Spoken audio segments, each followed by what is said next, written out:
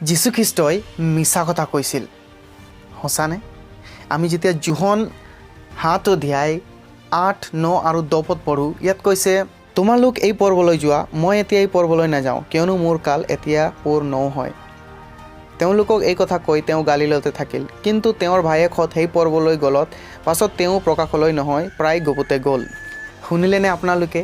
যীশুখ্ৰীষ্টৰ ভায়েকহঁতে যীশুখ্ৰীষ্টক জুদিয়াত যি পৰ্ব চলি থকা সেই পৰ্বত যাবলৈ অনুৰোধ কৰিছিলে, আৰু যীশুখ্ৰীষ্টই কৈছে, মোৰ সময় এতিয়া হোৱা নাই, মই নাযাওঁ, কিন্তু তোমালোকে যোৱা বুলি ক'লে। কিন্তু পাছৰ 10 পদ যেতিয়া আমি পঢ়িলোঁ, তাত এই শাস্ত্ৰাংশত কৈছে যীশুখ্ৰীষ্টই গ'ল পৰ্বত। যীশুখ্ৰীষ্টই মিছা কথা কৈছিলেনে? কিয় তেওঁ মিছা কথা ক'লে? প্ৰথমে নাযাওঁ ক'লে, তাৰপাছত গুচি গ'ল পৰ্বত। এই প্ৰশ্ন অকল আমাৰে নহয়, বহু যি স্কেপ্টিক, ঈশ্বৰক বিশ্বাস নকৰা আৰু যিবিলাকে বাইবেলৰ বিৰুদ্ধে কিবা প্ৰশ্ন ওলাব বিচাৰে, তেওঁলোক এই প্ৰশ্ন সুধি থাকে। যীশুখ্ৰীষ্টই যিজনে নেকি মই সত্যবাদ আৰু জীৱন কৈছিলে, তেওঁ মিছা কথা কৈছিলেনে? আমি যেতিয়া ঈশ্বৰৰ বিষয়ে পঢ়োঁ, গণনা পুস্তক 23 অধ্যায় 19 পদত তাত কৈছে, ঈশ্বৰ মানুহ নহয় যে তেওঁ মিছা কথা ক'ব। ইভেন আমি প্ৰথম যোহনত 5 অধ্যায় 20 পদত পঢ়োঁ, তেওঁ সত্য হয় আৰু সত্য তেওঁক চাইহে আমি সত্যক জানো। তো তেওঁ যেতিয়া সত্য হয়, কিয় তেওঁ মিছা কথা ক'লে?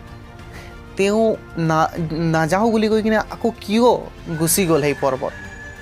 আমি বাইবেলৰ বিভিন্ন শাস্ত্ৰাংশত পঢ়িবলৈ পাওঁ। আমি যদি লেবীয়া পুস্তক 19 অধ্যায় 11 পদ, আকৌ আমি কলচীয়া 3 অধ্যায় 9 পদ, আৰু আমি যদি যোহন তাৰ 1 অধ্যায় আগৰ শাস্ত্ৰাংশৰ পঢ়োঁ, 14 পদ পঢ়োঁ, আমি গম পাম যে কেনেকৈনো যীশুখ্ৰীষ্টক সত্য আৰু ঈশ্বৰক সত্য, মিছা কথাক ঘৃণাওতা ঈশ্বৰ বুলি কোৱা হৈছে। আৰু বিভিন্ন শাস্ত্ৰাংশত ঈশ্বৰ যে মিছা কথা ঘৃণায় তাই আমি গম পাওঁ। কিন্তু কিয় যীশুখ্ৰীষ্টই এই শাস্ত্ৰাংশত তেওঁ মিছা কথা ক'লে? নাযাওঁ বুলি কৈ কিনে কিয় তেওঁ গুচি গ'ল? এই প্ৰশ্ন বহুত বুজিবলগীয়া আজি আমাৰ কাৰণে। এই ভিডিঅ' সম্পূৰ্ণৰূপে চাব। এই প্ৰশ্নৰ এনচাৰ আমি এই ভিডিঅ'ত আলোচনা কৰিম। মই ব্ৰুন আৰু আপোনালোক সকলোকে আমাৰ চেনেলত স্বাগতম কৰিছোঁ। আপোনালোকে যদি আমাৰ চেনেল নতুনকৈ আছে, ছাবস্ক্ৰাইব কৰিব পাৰে, ফেচবুকত থাকিলে ফ'ল' কৰিব।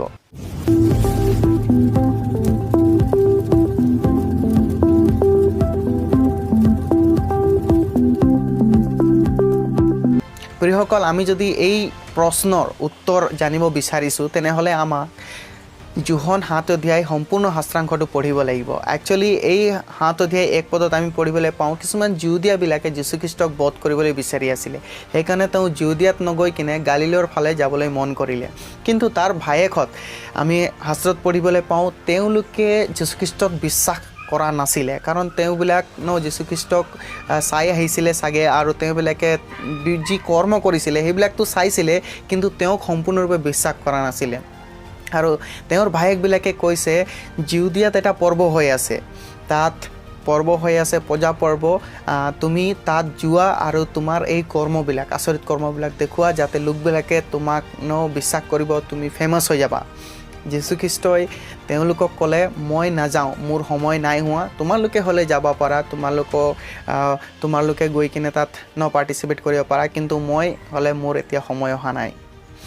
তো প্ৰিয়সকল, এই শাস্ত্ৰাংশৰ পাছত আমি চাওঁ যীশুখ্ৰীষ্টই সেই পৰ্বত গ'ল গুপুতে, আৰু শেষত তেওঁ মন্দিৰত গৈ উপদেশো দিছে।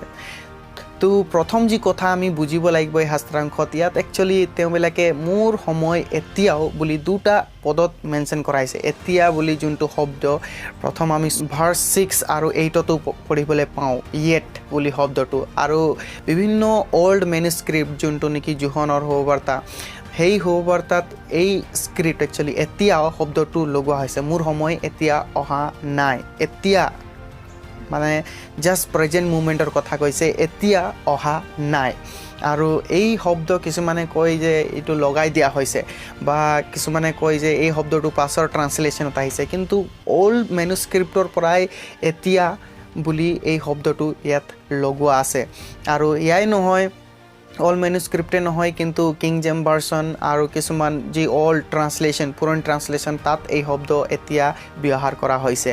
আৰু এই শব্দ এতিয়া ব্যৱহাৰ কৰা হৈছে কাৰণ সেই সময়ত যীশুখ্ৰীষ্টই ক'ব বিচাৰিছিলে যে এতিয়া মই নাযাওঁ, কাৰণ তেওঁ লোকৰ লগত তেওঁলোকৰ যি মটিভেশ্যন আছিলে যীশুখ্ৰীষ্টই সম্পূৰ্ণ ক্লিয়াৰলি গম পাইছিলে যে তেওঁলোক তাত নিকিনে যীশুখ্ৰীষ্টক একচুৱেলি বধ কৰাব বিচাৰি আছিলে আৰু হয়তো তেওঁক বদনাম কৰিব বিচাৰি আছিলে বা তেওঁবিলাকক শত্ৰুৰ হাতত উঠাই দিব বিচাৰি আছিলে।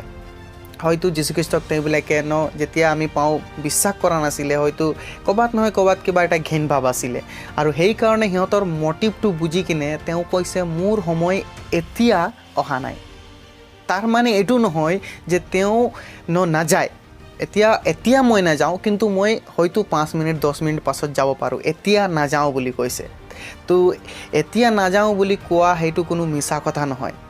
পাছত যীশুখ্ৰীষ্টই গ'ল আৰু আমি ইভেন 10 পদত পঢ়িলোঁ, ইয়াত কৈছে যে পাছত তেওঁ দেখা দিলে।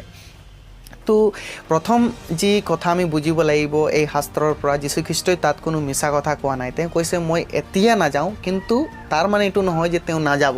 তেওঁ নাযাওঁ বুলি কোৱা নাছিলে, কিন্তু এতিয়া নাযাওঁ বুলি ক'লে, কিন্তু পাছত তেওঁ গ'ল।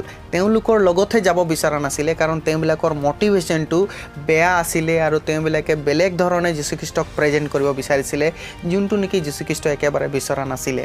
যি কথা আমাক বুজিব লাগিব সেইটো হৈছে যীশুখ্ৰীষ্টই ইয়াত হয়তো মেটাফৰ শব্দ ইউজ কৰিছিলে। মেটাফৰ যোনটো নেকি এটা কথা বুজাবৰ কাৰণে আন এটা কথা কোৱা। তো তেওঁ হয়তো ক'ব বিচাৰিছিলে যে তেওঁৰ যি ক্ৰুচিফিক্সনৰ যাতনা, তেওঁৰ যি ক্ৰুচৰ যাতনা, সেই সময় এতিয়াও অহা নাই, সময় আছে যাবৰ। তো সেইটো এটা ইমপ্লিকেশ্যন হয়, আমি জানিব পাৰোঁ যে সেই সময়ৰ কথা তেওঁ এতিয়াও অহা নাই। সময় জিউদিয়াত গৈ কিনে মোৰ ক্ৰুচিফিক্সনৰ সময় এতিয়া অহা নাই, কিন্তু সেই সময় আহিব, সেই কথাও হয়তো বুজাব বিচাৰি আছিলে। দ্বিতীয় যি কথা আমি পিছৰ শাস্ত্ৰাংশত পঢ়িবলৈ পাওঁ, ইভেন তেওঁৰ যি ভায়েকসকল তেওঁক বিশ্বাস কৰা নাছিলে, তেওঁবিলাকে হয়তো ক'ব পাৰিলেহেঁতেন পাছত যেতিয়া নেকি যীশুখ্ৰীষ্টই মন্দিৰত উপদেশ দি আছিলে, তেওঁলোক হয়তো ক'ব পাৰিলেহেঁতেন যে যীশুখ্ৰীষ্ট তুমি মিছলীয়া, তুমিতো প্ৰথম নাযাওঁ বুলি ক'লা, কিন্তু পাছত এতিয়া আহি গৈছা। তো তেওঁবিলাক যীশুখ্ৰীষ্টৰ ভায়েকহঁতেও নক'লে যে তুমি মিছলীয়া হয় বুলি, কাৰণ তেওঁবিলাকে সেইটো গম পাইছিলে যে তেওঁ এতিয়া নাযাওঁ বুলি কোৱাৰ মিনিং কি আছিলে। কিন্তু আজিৰ কিছুমান লোকবিলাকে তাক বুজি নাপায় আৰু যীশুখ্ৰীষ্টক মিছলীয়া বুলি কয়। তো ভায়েকহঁতে বুজি পালে, ইভেন তেওঁবিলাকে বিশ্বাসী নাছিলে, কিন্তু তেওঁবিলাকে নক'লে যে তুমি মিছলীয়া, কাৰণ তেওঁবিলাকে বুজি পালে যীশুখ্ৰীষ্ট এতিয়া নাযায়, পাছত যাম বুলি কৈ আছে। আৰু তৃতীয় কথা, আমাক ইভেন জোহনৰ যি ৰাইটিং তাতো চাব লাগিব। এতিয়া আমি যদি জোহনৰ পুস্তক প্ৰথমৰ পৰাই পঢ়োঁ, জোহনে বিভিন্ন সময়ত যীশুখ্ৰীষ্টক তেওঁ সত্যৰ ঈশ্বৰ, তেওঁ নিষ্পাপী, তেওঁ পাপ নথকা, সেই সকলো কথাবোৰ তেওঁ মেনশ্যন কৰি আহিছে। আৰু তেনেকুৱা এটা কণ্টেক্সত আমি কেনেকৈ জোহনক ক'ব পাৰোঁ যে এই কণ্ট্ৰেডিকশ্যন মিছলীয়া যীশুখ্ৰীষ্টক প্ৰেজেণ্ট কৰিছে।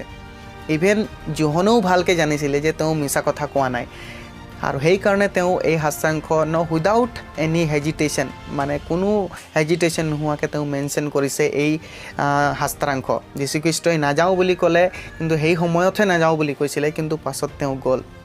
তো প্ৰিয়সকল, আমি বাইবেলৰ যিকোনো এটা প্ৰশ্ন, যিকোনো এটা ভাৰ্চ লৈ কিনে আমি বিভিন্ন ধৰণৰ প্ৰশ্ন সুধিব পাৰোঁ বুজি নাপাই কিনে। সেইকাৰণে আমাক বাইবেলৰ সম্পূৰ্ণ পেছেজটো পঢ়া বহুত প্ৰয়োজন আছে। তাত যীশুখ্ৰীষ্টই একচুৱেলি কি ক'ব বিচাৰিছিলে, তাৰ আগৰ আৰু পাছৰ শব্দবোৰ আমাক বুজিব লাগিব। তো শেষত যীশুখ্ৰীষ্টই মিছা কথা কৈছিলেনে?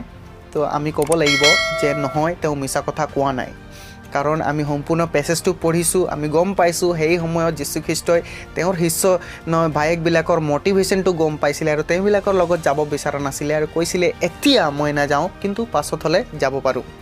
সেই কথা তেওঁ বুজাব বিচাৰিছিলে।